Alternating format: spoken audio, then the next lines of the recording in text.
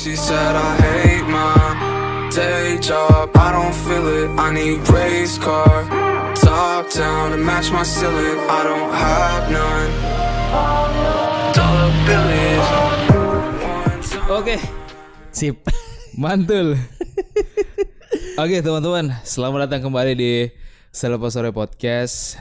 Kali ini hari Senin bertepatan dengan Hari Buruh Nasional, kita libur, jadi kita ngisi konten kembali di Selepas Sore Podcast bersama my old friend, ya, benar, teman lama yang sebenarnya kita udah mau ngonten sebenarnya. Iya. Dan syukurnya dia pulang nih, bapaknya pulang. Rencananya mau konten jarak jauh. Iya. Jarak jauh, tapi ternyata ada kesempatan bisa ketemu. Oke. Jadi di podcast kali ini kita kedatangan tamu spesial. Jadi spesial sekali buat saya terutama karena beliau ini teman lama saya, sudah lama tidak bertemu, dan saya berharap di episode kali ini beliau bisa memberikan sebuah inspirasi buat teman-teman semua ataupun hiburan di malam yang gerimis ini ya teman-teman. Sebelumnya boleh dong kenalan Pak, namanya siapa Pak? Ya, terima kasih. Saya manggilnya gimana ya? Manggil seperti panggilan kayak dulu aja. Ya. Iya, jadi Ibnu itu santai. Iben. Iya, Namanya Iben. Iya. Jadi Iben tuh biasanya panggilnya Bapak. Iya, Tapi iya. kita punya yang panggilan lebih khusus lagi, Mbapa. Iya, Bapak iya. tuh maksudnya ya Bapak, Iya, cuma pakai yang M di dituakan depan. gitu. kayak di Bantul orang bilangnya bukan Bantul, Mbantul. Bantul, Jadi pakai M ya, Mbapa. Pak. Jadi panggilnya Bapak Ib, gitu. Iya. Bapak Ib, Bapak Iben, Bapak Ibnu gitu. Thank you sudah membuat kesempatan ini menjadi terwujud. Kita bisa ngobrol di sini. Saya ada di sini, ada di rumahnya Ibnu dan Gisda. Gisda dipanggilnya apa di podcast? Gisda juga apa? Ya, Mbak Gis. Mbak Gis ada di sini. Thank you banget. Nah, kenalin nama saya Raymond Siregar. Jadi sudah mengenal Ibnu, kita officially-nya SMP itu berarti tahun berapa ya? 2006 lah. 2006. Karena lulus 2009. 2006, ya. Tapi kita sekelas mulai 2007. 2007. 2007 kita udah sekelas sampai 2009. It's been a long time ya. Yeah, it's been a long time. Ini udah tahun berapa? 2023, udah lama banget. Terus kita pisah SMA. SMA pisah. Cuma kita masih sering ketemu ya, Bapak. Masih sering ketemu. Saya Sorong sih. Iya, Sorong kan kotanya nggak terlalu gede. Gitu. Terus sering ketemu. ya? Kuliah di Jogja. Kuliah di Jogja sama. Kuliah di Jogja. Sama juga sama istri juga kuliahnya di Jogja. Jogja. Jadi sedikit banyak kita masih sering ketemu. Sering ketemu ya. Dulu kosmu di ini kan di dekat Super Indo. Ya, Super Indo, betul. Super Indo ya. Jalan Solo. Tapi pindah juga. Pindah. Tapi yang saya tahu di situ. Saya nomaden, Pak. Tiap tahun saya pindah. Iya, Karena iya. tiap tahun harganya naik mulu. Iya sih. Dan syukurnya Jogja tuh banyak pilihan. Banyak pilihan. Dari mau yang kelas yang kamar mandi di luar, Benar. yang lantainya kayu, lantainya ubin, sampai yang ber-AC itu ada. Benar. Tapi ya namanya kita dulu prihatin, jadi ya yang 300 ribuan lah. Iya. Itu kayaknya udah nggak ada ya, 300 ribuan Jogja ya. Nggak tahu ya. Saya terakhir ke Jogja tuh surveinya bukan itu lagi. Saya nggak tahu apakah masih ada yang segitu apa enggak. Tapi harusnya sih ada sih. Jogja tuh selalu berbaik hati untuk membuat kita mahasiswa rantau itu jadi lebih bisa nyaman ya. Maksudnya dengan betah, nyaman, dengan living cost yang nggak tinggi gitu. Benar. Dan Jogja tuh pasti dapat teman. Benar. Entah teman lama, teman baru, pasti dapat. Iya. Pasti punya banyak relasi lah. Jodoh, Jodoh, benar. Jodoh juga bisa. Iya. Mungkin Bapak bisa ceritakan sedikit background pendidikan Bapak di Jogja, mengambil jurusan apa sampai saat ini. Nah, ya, jadi saya tuh dulu waktu itu belum ada istilah itu ya. Belakangan saya baru tahu namanya istilah gap year. Ya. Jadi lulus SMA nggak langsung kuliah. Kalau saya gap year-nya karena memang nggak keterima di kampus yang saya inginkan. Ya. Waktu itu saya pengennya di salah satu kampus lain. Nggak dapet, jadi saya nunda kuliah saya tuh. Jadi kita kan lulus 2012 tuh. Betul. Nah, saya baru kuliah 2013 saya dapetnya rezekinya waktu itu di UGM. Di UGM saya ambil D3 manajemen waktu itu. Oke. 2013. Dari 2013. Terus selesai D3 2016, awal Februari 2017 saya lanjut S1. Istilahnya apa ya? Ekstensi lah ya. Jadi Extension. transfer dari D3 ke S1 di Trisakti. Oke. Sampai 2019, terus 2020 saya kuliah lagi di UGM lagi, balik lagi S2 di UGM. Oke. Jurusannya masih sama, linear tuh. Jadi dari D3, S1, S2 manajemen. Oke. Kemudian Bapak sekarang sibuk apa nih? Sibuk Setelah saya. kuliah itu. Jadi sekarang sehari-harinya saya itu adalah kalau saya yang teman-teman sedikit belum banyak juga sih yang tahu. Jadi saya Iya. sekarang tuh aktifnya ngajar. Ngajar Pak ya? Saya lebih senang dibilang ngajar, Mas. Iya, daripada Itu. Daripada dosen. Saya lebih senang dosen. dibilang ya pengajar. pengajar. Karena pengajar tuh membuat tidak ada Gap. tidak ada gap yang terlalu jauh antara saya dan orang lain gitu. Kalau Iya. dosen tuh kelihatannya kayak, karena kalau udah dosen nanti belakangnya dipakai, di depannya ditambahin Pak. Itu Pak. saya nggak suka. Saya nggak suka, saya menolak tua. Iya, gitu. iya, iya. Kayak mahasiswa saya juga saya nggak larang manggil Bapak. Kalau Iya, bisa yang Bang lain, gitu. bang gitu kan. Bang dosen. Iya, atau Kak Dos gitu kan. Kakak lah gitu. Jadi hari-hari saya ngajar. Hari-hari ngajar di tempat saya kuliah dulu, Trisakti. Oh di Trisakti. Balik Kembali lagi ke Trisakti ya, Trisakti Pak.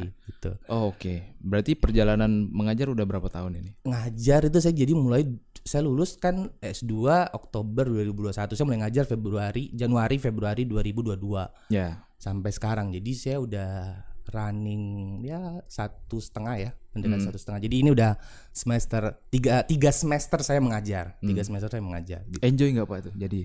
Jadi Mas dosen tuh enjoy nggak? Jadi waktu ada teman-teman sih pada ledekin. Kita kan Iya, iya. kuliah dari D3 ya. Betul. Sebenarnya D3 itu kebanyakan mostly dan disiapkan tuh sebenarnya lulus kerja.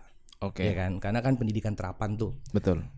Tapi kebanyakan ada yang kerja, ada yang berwirausaha gitu kan, buka usaha, ada juga yang lanjutin S1. Ya. Waktu saya lanjutin S2 lagi, teman-teman tuh pada nyeletuk bilang, "Emang kamu mau jadi dosen?" gitu kan. Terus saya bilang, "Enggak." Saya bilang, "Saya mau kuliah aja gitu kan. Bukan Iya. berarti kuliah S2 terus mau ngajar gitu Iya. kan."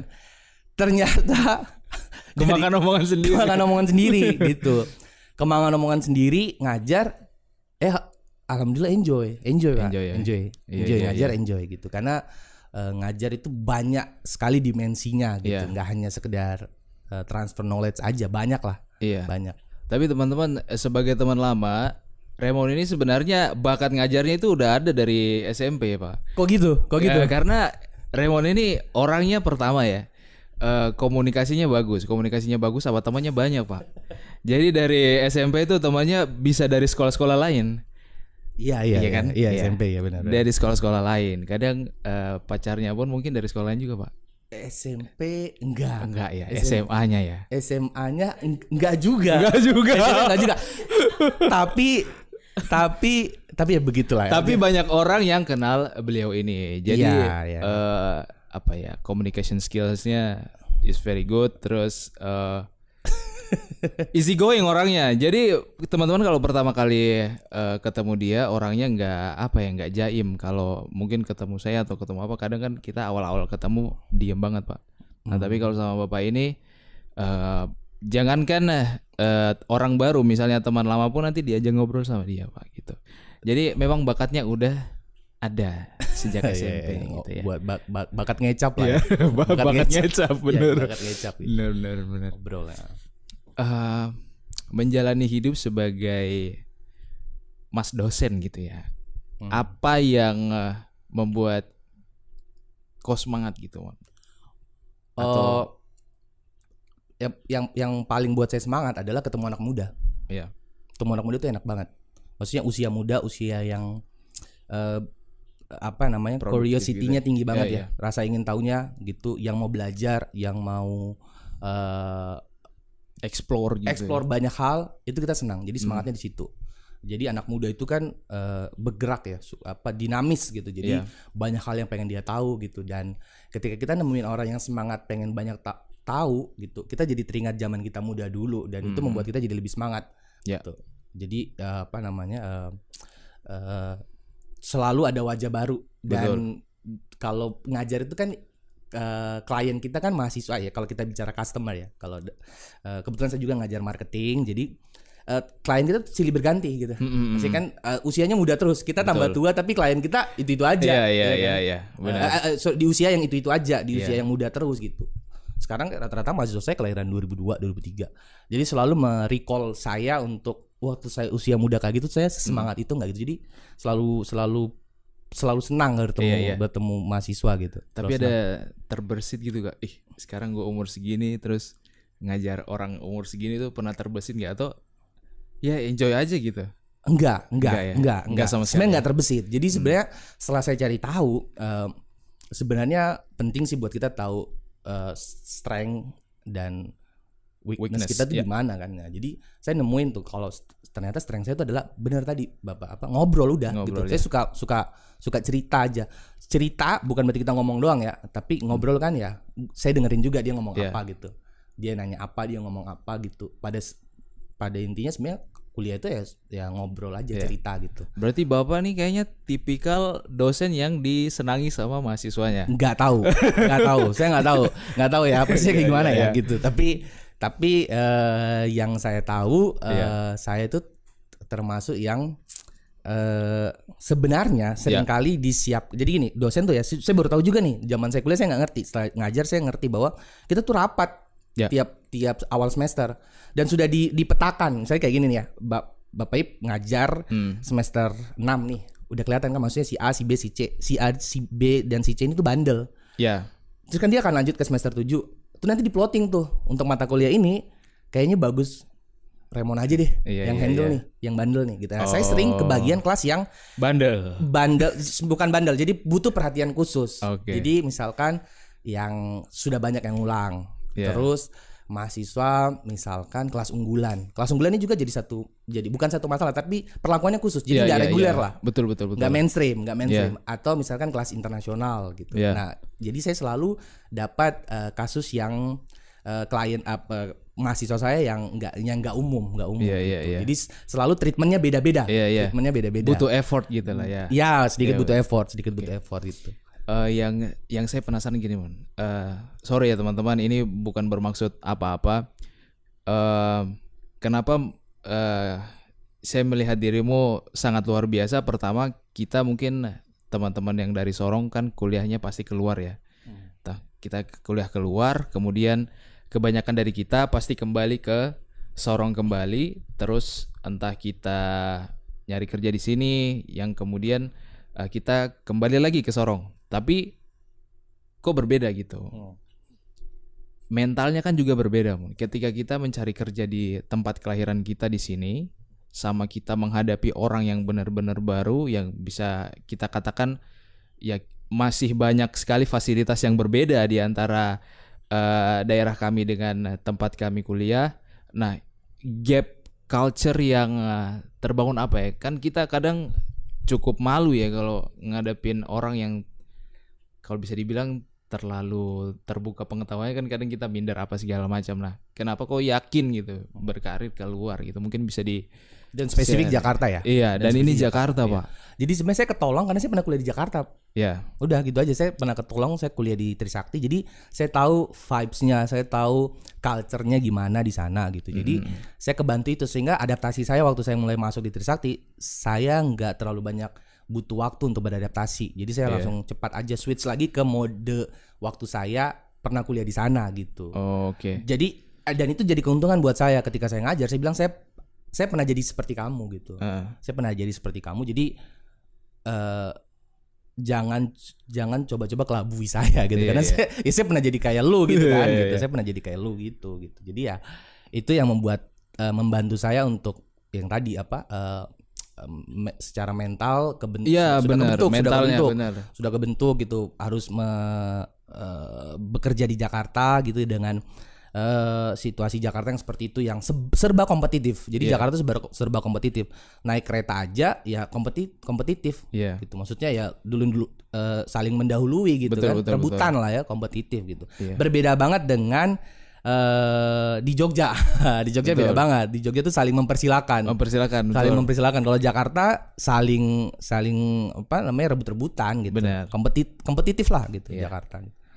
Dan mungkin juga kenapa mental terbentuk barangkali terpengaruh sama kegiatan-kegiatan di kampus mungkin.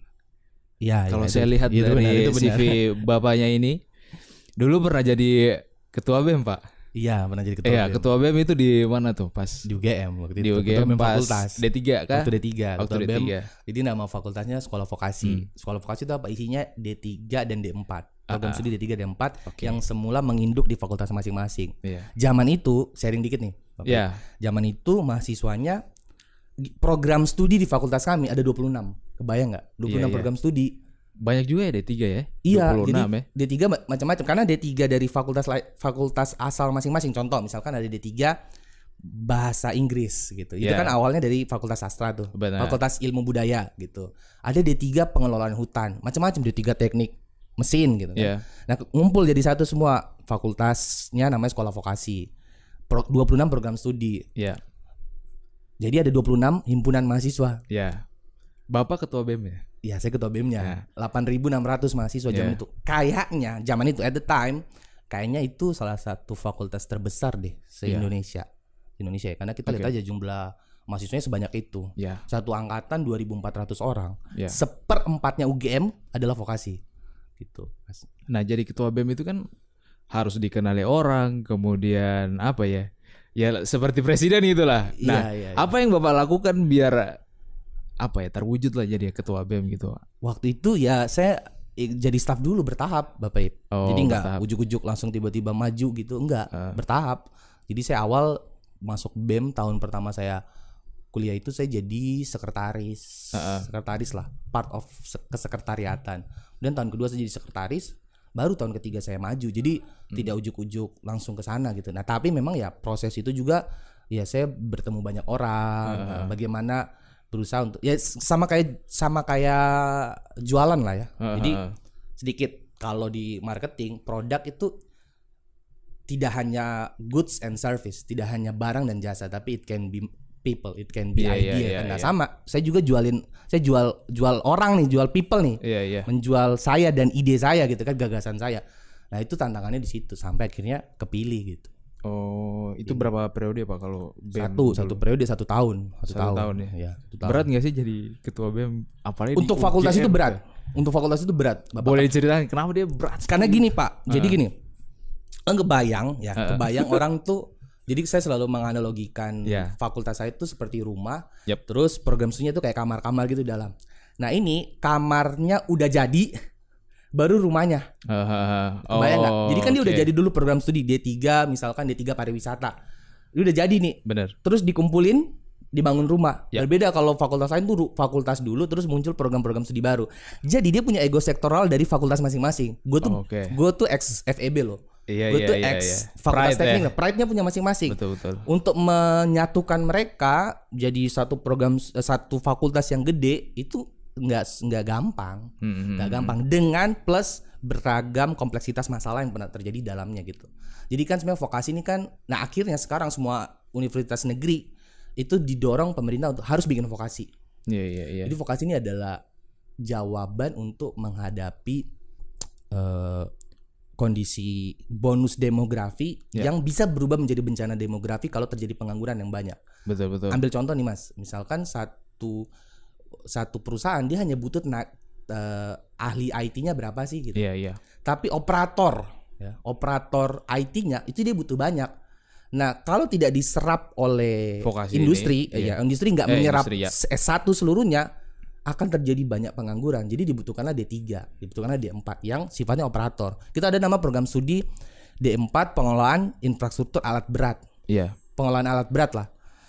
Orang engineer-nya itu paling cuma satu, Iya. tapi operatornya kan butuh banyak. Iya. Nah, jadi sebenarnya vokasi ini adalah jawaban untuk menghadapi bonus demografi yang kalau tidak dikelola dengan baik bisa jadi bencana demografi gitu. Iya. Nah, saya masuk di dalam vokasi mengawali isu-isu itu, memperkenalkan vokasi gitu. Iya. Itu susah gitu. Berarti vokasi ini ibaratnya technical ya. Iya, Lebih ke arah technical ya. applied, terapan. Iya. Jadi ilmunya ilmu terapan. Jadi kayak ada teknik sipil. Ini bener ngajarin nyampur semen tuh gimana? Iya. Gitu. Jadi langsung dipraktekkan. 60 sampai 70% dulu Iya. praktikal, Jadi mata kuliahnya praktikum lebih banyak, sisanya teori. Iya, karena kan banyak banget mindset itu kalau kita daripada ngambil D1, daripada ngambil D3 mending S1 aja. Tapi dari penjelasan dari Mas dosen ini dia bilang kalau untuk D3 itu memang teknikal ya. Keunggulannya itu di sesuatu yang diaplikasikan dibandingkan dengan sarjana itu sendiri. Dan tidak bisa dikomparasikan. Ini dua hal yang berbeda. Oke. Jadi contohnya gini, misalnya gini, saya selalu analogikan waktu saya jualan vokasi. Maksudnya saya kan pernah keliling beberapa kota untuk menjelaskan bagaimana apa itu vokasi. Jadi vokasi kayak gini, Mas. Misalkan kita dalam satu ruangan nih. Terus sebutlah ada hewan yang dilepas di ruangan itu. Oke. Terus kamu dibekali 2 senjata. Satu senjata buatan Amerika, laras panjang, canggih lah, dipakai Navy SEAL lah. Sama satu pistol, kamu pilih mana?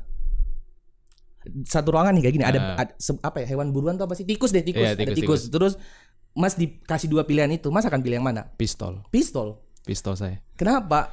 Mungkin terlihat Mudah. tidak. Iya, lebih praktikal, lebih bisa kepake untuk nangkap tikus daripada laras panjang yang secanggih itu. Iya. Nah, itu cara kita melihat saat ini Indonesia tuh sebenarnya lebih butuh pistol tadi, D3 tadi. Si ahli tadi. Bukan berarti S1 enggak S1 bagus banget untuk kebutuhan tertentu gitu. Betul. Kebutuhan kita saat ini adalah sebenarnya lulusan D3 dan D4. Jadi praktikal. Dan kalau kita lihat di negara-negara maju, Jerman, Jepang, itu porsi vokasinya itu praktikal itu lebih besar. Lulusan D3, D1, D4 itu lebih banyak daripada lebih banyak, S1 gitu. Iya. Gitu. Dan sekarang udah ada dirjennya, Mas. Jadi Kemenristek itu udah ada dirjen vokasi. Jadi benar-benar pemerintah serius nih untuk ngegedein vokasi gitu. Tapi sebagai mahasiswa yang dulu masuk vokasi, untuk lowongan vokasi itu sebenarnya banyak nggak sih? Masih banyak. Kalau industrinya sadar bahwa kebutuhan mereka adalah sebenarnya mahasiswa vokasi, lulusan vokasi. Iya. Kalau dunia kerja dan dunia industri tahu bahwa sebenarnya kita lebih membutuhkan vokasi. Karena gini, Mas, saya pengalaman nih, ada miris nih saya di Jogja. Sorry, bukan mengecilkan satu pekerjaan ya.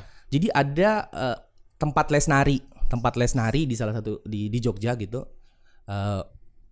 Itu tenaga adminnya lulusan S1 wajib dengan IPK sekian. Ngapain?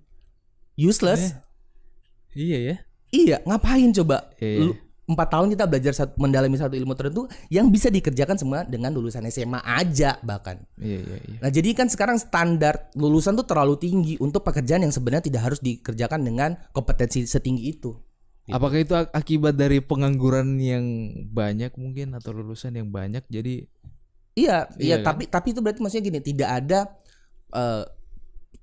ada apa ya namanya ya. Jadi industri itu melihat lulusan tuh bukan keahliannya. Benar gitu. Iya. Jadi bahkan sampai ditulis harus IPK-nya sekian. Ngapain gitu? Ngapain IPK 3,5 untuk tenaga admin tempat nari gitu, sanggar lagi gitu kan. Ngapain tari. Gitu. Nah, makanya ya vokasi itu harusnya jadi satu senjata. Dan kalau Mas lihat sekarang semua universitas diminta untuk mendirikan vokasi D3 dan D4 untuk mendirikan vokasi. Untuk itu ya, menyediakan lah. Iya technical. Gitu. Kalau tadi bicara lulusan serapannya gimana? Lumayan kok. Oke, kok ada. Jadi gini, saya setiap tahun saya jurusan D3 manajemen dulu. Itu PLN tuh paling banyak nyerap lulusan D3 manajemen daripada S1 manajemen. Jadi ya karena mungkin dia lebih butuh tenaga sifatnya tenaga administratif yang sebenarnya tidak langsung jalan aja gitu. Langsung jalan ya, nggak usah. Ya, langsung jalan gitu. Yang langsung ngerti misalkan kayak saya dulu belajar tuh Mas cara bikin kontrak kerja, kan saya manajemen ya. Terus apa namanya? Surat kerjasama, terus macam-macam. Jadi benar-benar saya diajarin loh cara menulis surat bisnis tuh bagaimana gitu. Bukan belajar teori komunikasi. Benar. Teori komunikasi gitu. Nah, saya mikirnya gitu, dia terlalu teoritis. Iya gitu. Bukan berarti teoritis nggak bagus, enggak. Teoritis bagus banget, perlu banget kita juga. Iya. Tapi saat ini kayaknya kebutuhan di Indonesia tuh kayaknya vokasi lebih seksi lah ya, lebih seksi harusnya. Harusnya gitu. Berarti semenjak itu di Jogja ngabisin waktu berapa lama tuh? Jadi kuliah saya tuh nggak pernah tepat waktu ya. Wah. Jadi nggak Padahal pernah. kan Bapak bukan teknik nih. Iya. Bukan orang teknik tapi Bener. kenapa tuh? Macam-macam. Kalau Ah. kalau D3 organisasi lah. Heeh. Saya nggak jadi kamu aktivis kampus bisa lulus tepat waktu itu keren banget. Heeh. Kalau bisa saya juga pengen kayak gitu, tapi sayangnya saya nggak bisa kayak gitu karena bagi waktu saya itu lebih banyak berorganisasi di BEM gitu. Iya ya. Berarti D3-mu tuh harusnya sebenarnya orang D3 tuh 3 tahun. 3 tahun.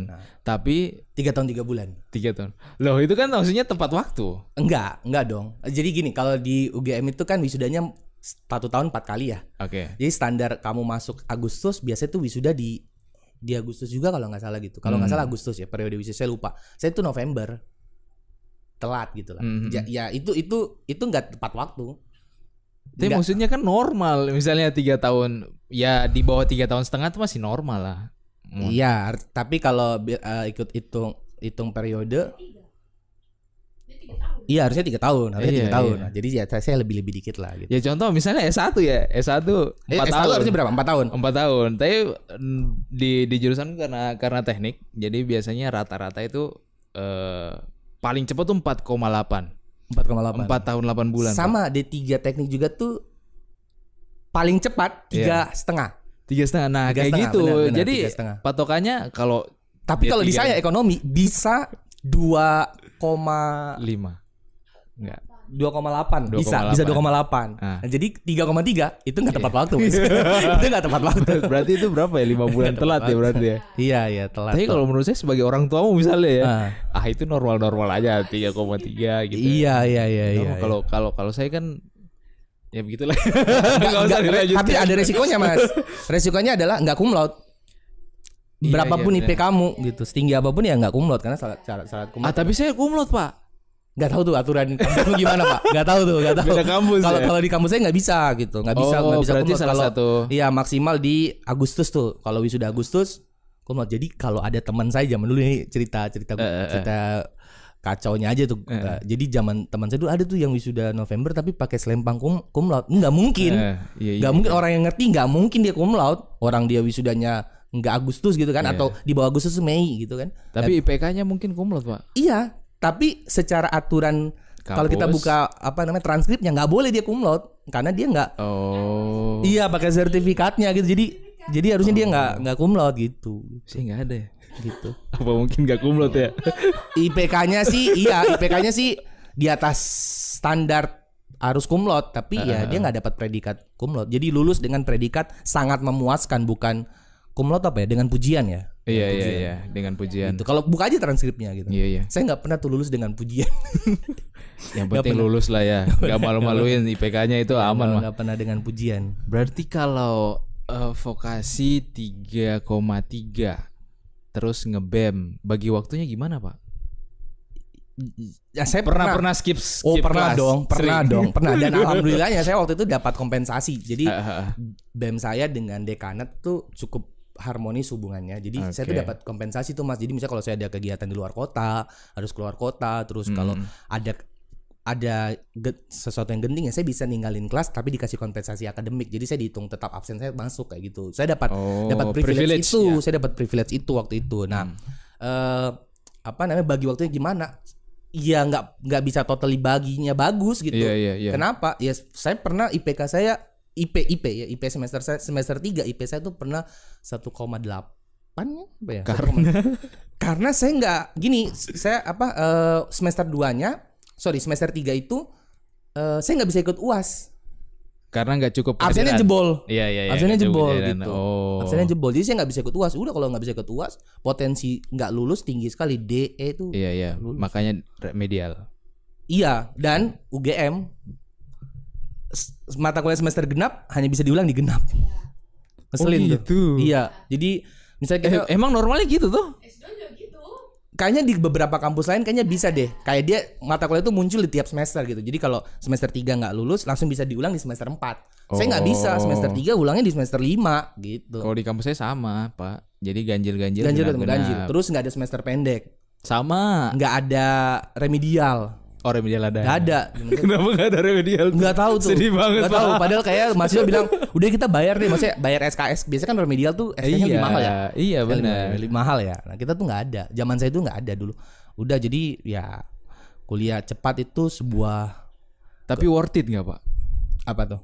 Maksudnya ibaratnya IPK kita jadi korban, kemudian waktu kita berkurang, worth it nggak sih sampai jadi dirimu sekarang ini tuh worth it nggak sih? 100%.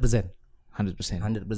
Worth it banget Iya, buat iya, saya. iya. Jadi kayak saya terus flashback, saya berada sampai di titik yang tidak terlalu tinggi ini. Iya. Saya melihat bahwa jadi gini, saya buat paradoksnya gini, jadi kayak mestinya gue harus lebih aktivis lagi zaman Iya, itu. iya, iya. Maksudnya lebih nge-BEM lagi, Iya, lebih iya. berorganisasi lagi. Mungkin saya tidak di titik ini hari ini. Saya lebih tinggi daripada itu.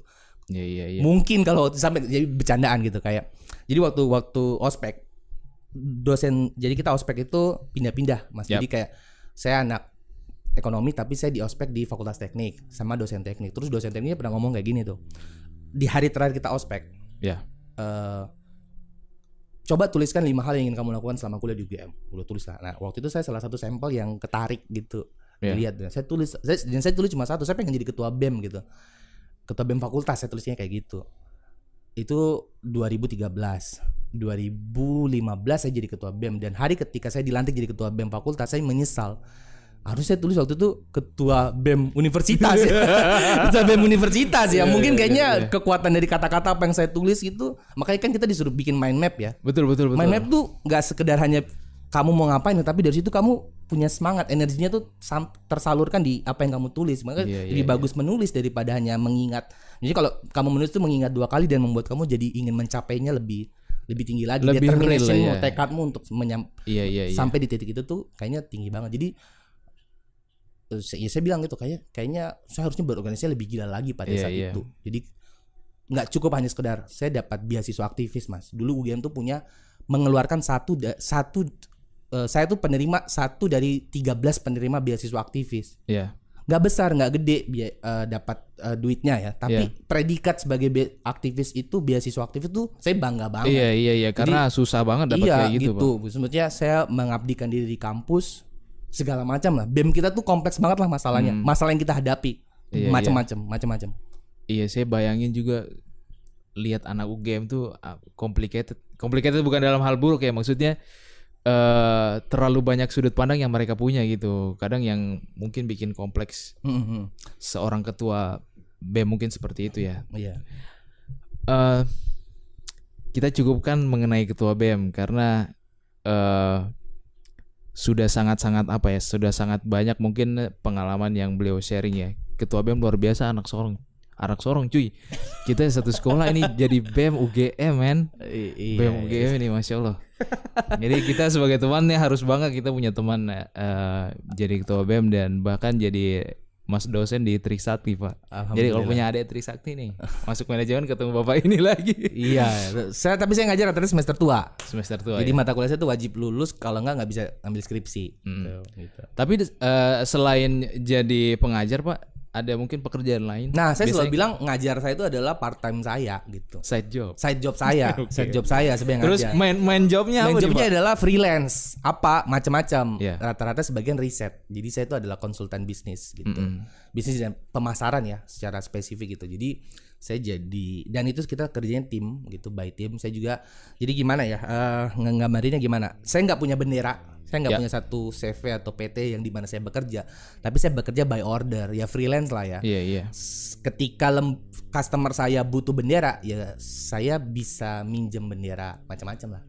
Secara gitu. administratif aja gitu. Jadi kayak kemarin klien saya Bawaslu, ya dia harus punya bendera, maksudnya bendera namanya perusahaan ya. Terus kita kerja sebagai, ya udah saya sama Trisakti Bisnis Utama, jadi lembaga konsultannya Trisakti. Tapi ada beberapa klien saya yang nggak apa namanya, nggak perlu pakai bendera, ya udah. Kayak misalkan ada kafe, butuh bagaimana ngebus penjualan, bagaimana bikin apa namanya IG-nya naik gitu ya. Gitu. Iya. Ya saya ngerjainnya branding lah ya. Branding aja, saya nggak perlu punya CV gitu, karena dia bayar saya as a profesional dan sebagai konsultan profesional yang nggak butuh bendera, Iya, nggak iya, perlu iya. butuh perusahaan Nggak gitu. pusing sama administrasi Nggak lah pusing ya. sama administratif. Iya, kayak iya, iya. kayak inilah sekarang orang kerjaan apa, bikin desain gitu ya. Desain Iya, kan iya, iya. nggak perlu harus kamu punya perusahaan. Iya. Makanya sekarang saat ini orang bekerja tuh nggak harus bisa di mana aja, nggak harus melekat pada satu institusi tertentu, dan lu bisa cari duit dari itu. Iya, iya benar.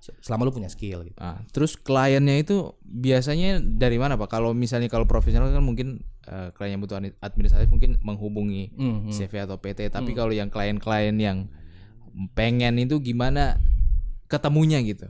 Ya biasanya rata-rata lewat ini sih, lewat apa namanya, Sosial media. lewat LinkedIn, lewat sosial media, dan biasa bayar rekomendasi gitu, Iya, gitu. Jadi atau gini, kan saya kerja dengan tim tuh, jadi tergantung nih kita lagi kasus yang kita pegang tuh apa sih gitu. Ya, kemarin kita megang Buma, Mas kan teknik ya, Iya, iya, Bu. kita megang Buma gitu, lagi jalan. Jadi Buma mau new product development gitu. Timnya besar, timnya gede gitu, sama profesor juga, sama doktor juga gitu. Nah, nanti misalkan saya kan sebagai misalkan saya tenaga statistiknya ya. Saya kan kuatnya di statistik dan riset gitu. Sama Mas misalkan timnya sama Mas Ibnu gitu misalkan ya. Besok Mas Ibnu punya kerjaan lain dari orang lain gitu. Terus libatin saya. Iya. Kayak gitu enggak sih? Ngajak gitu. Iya. Saya ada kerjaan lain lagi nih, ada Bener. project ini gitu. Ikut dong. Ya udah ikut gitu. Iya. Saya nyari makannya dari situ, Mas. Oh, nyari iya. makannya dari situ. Biasanya lebih besar ya kalau dari situ ya. Iya. Makanya saya bilang side job. Iya, Ngajar tuh side job. Gak gini bukan ya, ngajar tuh adalah profesi yang orang bilang apa ya, pengabdian, panggilan Iya, gitu. betul. Lu nggak bisa ngarapin Kaya dari ngajar, Iya. itu bukan tempatnya. Kalau mau kaya ya dagang. dagang benar. Iya, bukan ngajar gitu. Iya, betul sih.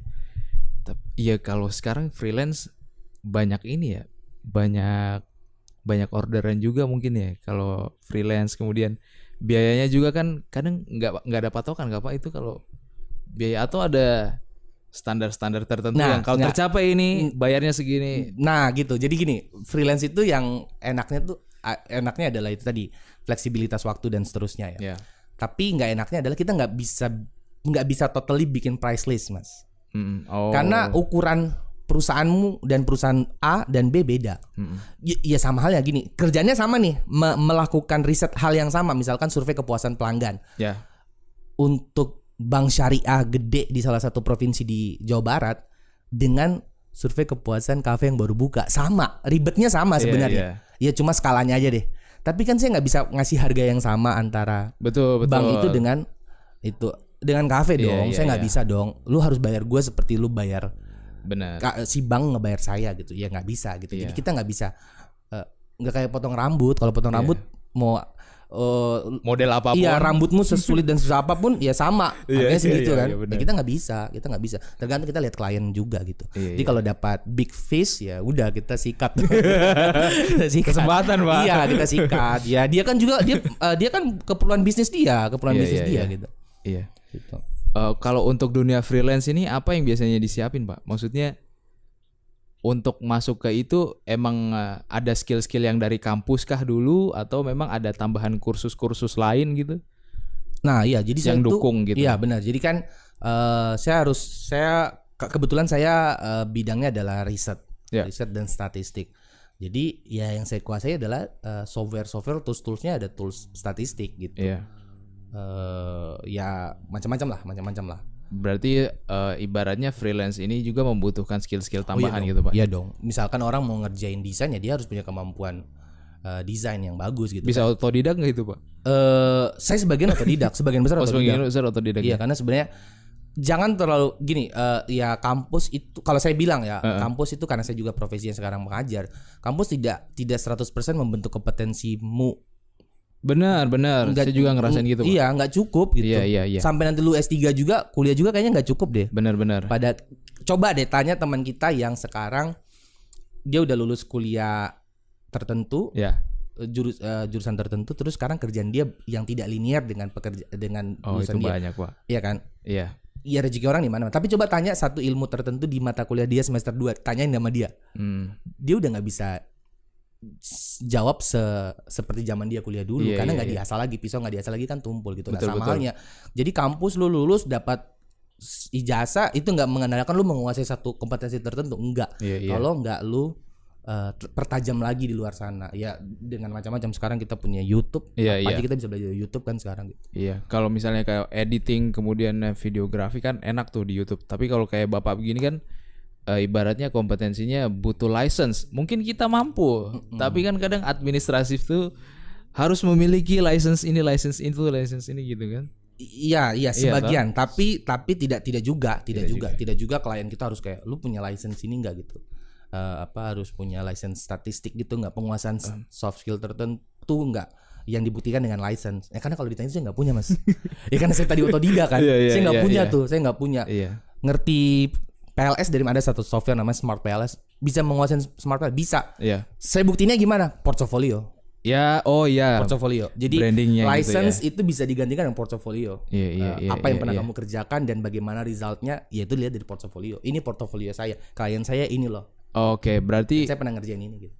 berarti teman-teman, nah, singkatnya gini, kalau memang kita ingin berkarir secara freelance, bisa skill-skill itu kita dapat dari berbagai macam sumber. Kemudian, ya namanya kita dagang kan kadang kita minta testimoni, kemudian kita masukin kita punya porto yang akhirnya by rekomendasi dari teman-teman. Oh ini si Mas Raymond bisa, oh ini panggil Mas Raymond aja gitu kan Pak ya. Nah, mumpung ini kita ketemu sama research marketing, tolong di ini dong Pak, kritik apa ya? Maksudnya apa yang harus kita lakukan biar apa ya? Biar channel ini bagus gitu loh. Dalam hal berkarya secara digital ya saat ini ya. Sebagai seorang teman, apa yang kamu suggest? Oke, sebagai seorang Ahli juga. pengajar, Iya. sebagai orang yang Apa yang harus diperbaiki? belajar teori dan seterusnya gitu ya, Ya. dan praktikalnya juga saya lakuin gitu. Secara umum, Ya. saat saya ini saya nge-quote dari apa yang pernah disampaikan orang. Mungkin Mas Ibnu juga pernah dengar. Ya. Jadi saat ini kalau lu mau berkarya di digital tuh masih ya ini podcast, lu Ya. YouTube, macam-macam lah di digital, videografi, fotografi dan seterusnya. Satu harus lu tahu, pertama adalah ini kata Panji Pragiwaksono, dia pernah bilang bahwa kunci sukses berkarya di era digital saat ini adalah sedikit lebih beda, lebih baik daripada sedikit lebih baik. Iya.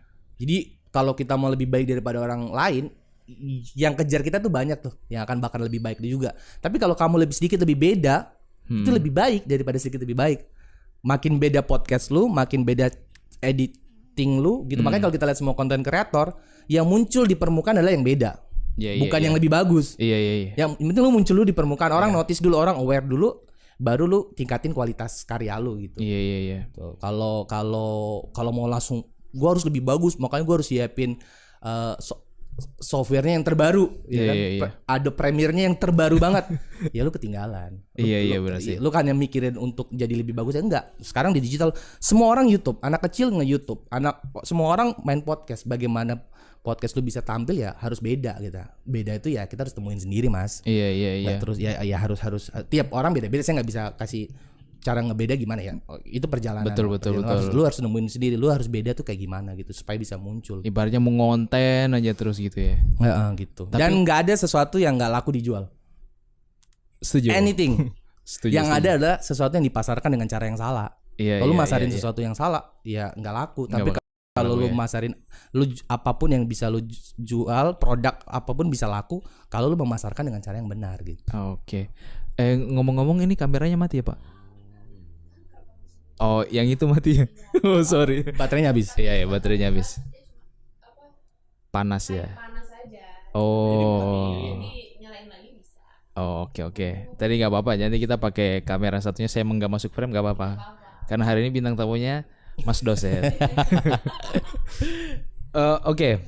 Sebelum menutup nih, barangkali Mas dosen memiliki apa sesuatu yang pengen disampaikan ke pendengar setia di Selepas Sore Podcast, barangkali ya sepatah dua patah kata mungkin Pak.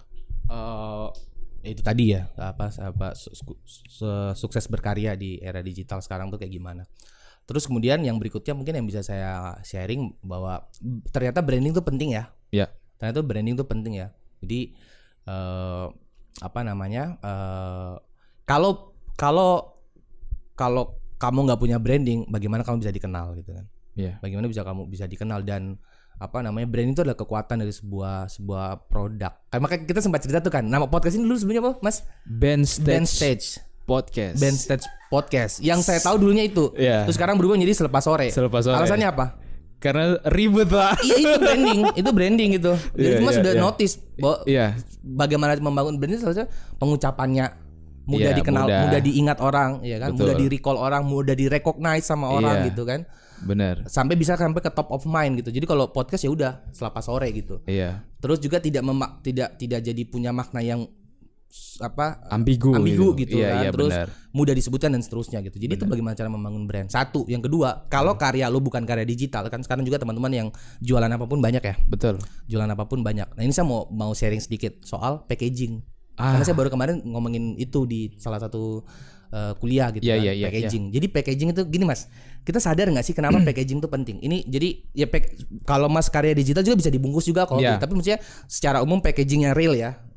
Misalkan jualan produk apa aja itu di packaging. Kenapa packaging itu penting? Packaging itu ada manfaatnya Mas. Pertama, packaging kemasan ya. Iya. Kemasan adalah tempat pertama kali konsumen bertemu produkmu. First impression. Iya, dia nggak lihat dulu isinya apa, dia lihat dulu packagingnya apa. Iya. Gitu. Dia nggak tahu terus isinya kayak gimana, tapi packagingnya dulu. Jadi packaging tuh bagaimana daya tarik tuh muncul dari packaging. Satu, yang kedua, packaging itu adalah kalau kita sadar, packaging tuh memudahkan produk itu disimpan dan diangkut. Contoh misalkan sekarang kalau dan bisa untuk digunakan. Contoh ini ya, ini apa nih? Teh ya, teh kemasan, botol, teh ke dalam kemasan. Kalau nggak ada sedotannya gimana nih Mas? Kalau nggak di packaging dengan ada sedotan gimana cara minumnya? Iya betul. Ribet Pak. Iya ribet. Makanya packaging itu penting. Kemudian juga menyimpan. Kenapa sepatu di packaging dengan kotak? Supaya itu tempat penyimpanan, supaya Iya, sepatunya iya, nggak iya. rusak. Dan gampang buat disusun. Dan sama buat disusun gitu. Iya, Dan iya, gampang iya. buat diangkut dan seterusnya. Packaging tuh manfaatnya banyak. Packaging juga bisa membuat kamu berbeda. Makanya packaging itu it's part of brand. Iya. Part of brand. Jadi kalau packagingmu menarik gitu. Nah, saya biasa kalau lagi ngajarin packaging ke mahasiswa supaya masuk, saya bilang analoginya kayak gini. First, ketika kamu pertama kali ngedate, ya kamu harus packagingnya juga bagus. Iya. First date kamu tuh packagingnya harus bagus. Betul. Nggak dandan, tapi saya berpakaianlah yang pantas dan Layak. layak. Layak. Yang kedua, Iya. pakai parfum. Ya itu nge-track orang kan. Sama Iya. produk juga kalau di kemasannya nggak bagus juga gimana nge-track orang gitu. Nah sama packaging itu penting. Makanya cover packaging itu juga sesuatu yang bukannya isi nggak penting, tapi bagaimana orang tertarik ya memang dari packaging. Memang dari packaging. Sama lah ketemu kalau lu nggak wangi juga cewek mah Ilfil ya. ilfil gitu Mas. Iya. Betul, Pakaianmu betul. juga nggak pantas ya, bukan nggak harus mahal ya. Packaging nggak harus mahal ya. Iya, tapi betul. yang pas. Ya kreativitas ini ya. Betul. Gitu. Jadi sebelum saya tutup juga, sebenarnya saya juga berterima kasih pada Mas dosen ini udah datang ke Selepas Sore Podcast, karena sebenarnya salah satu hal yang pengen saya wujudkan dalam podcast ini, yang pertama, ketemu teman-teman atau orang-orang yang berada di kota ini, kemudian bisa sharing apa yang mereka tahu gitu ya. Karena terlalu banyak banget konten yang bisa dibilang hanya bersifat hiburan gitu teman-teman. Jadi kita kadang hanya scroll nggak membekas di pikiran.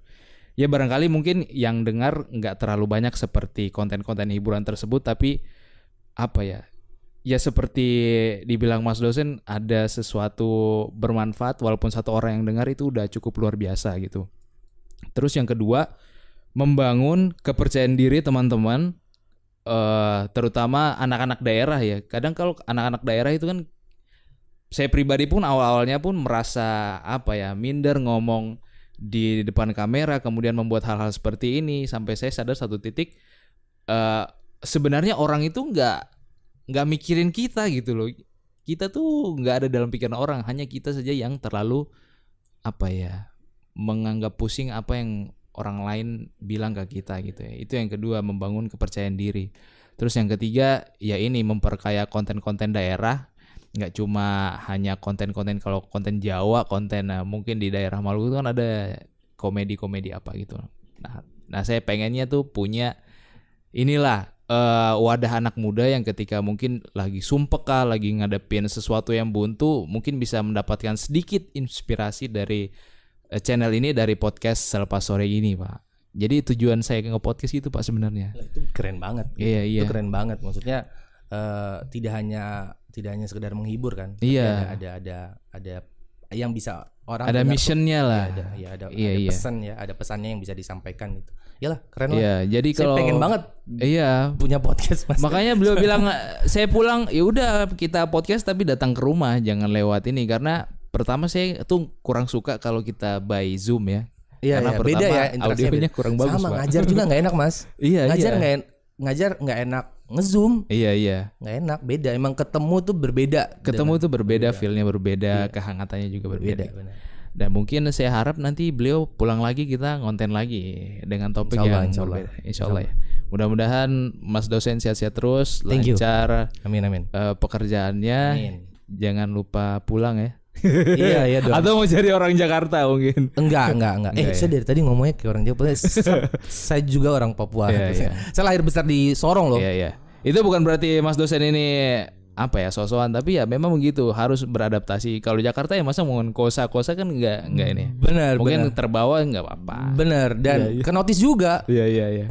yang nggak tahu apa yang ini kayaknya bukan orang dari Jakarta atau Jawa ya. Kayaknya dari luar kota kelihatan lah. Logat itu nggak bisa benar-benar hilang.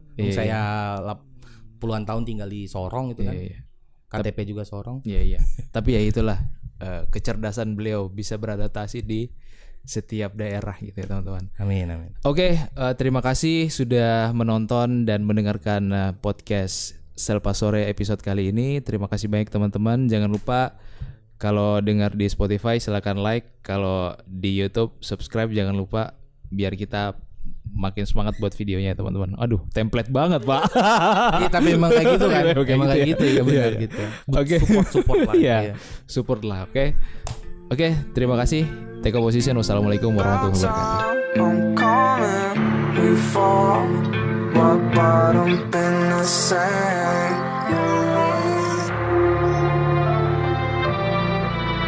Not enough poured up, move to the side. Run around, fuck around, never let me by. Promise that I will stay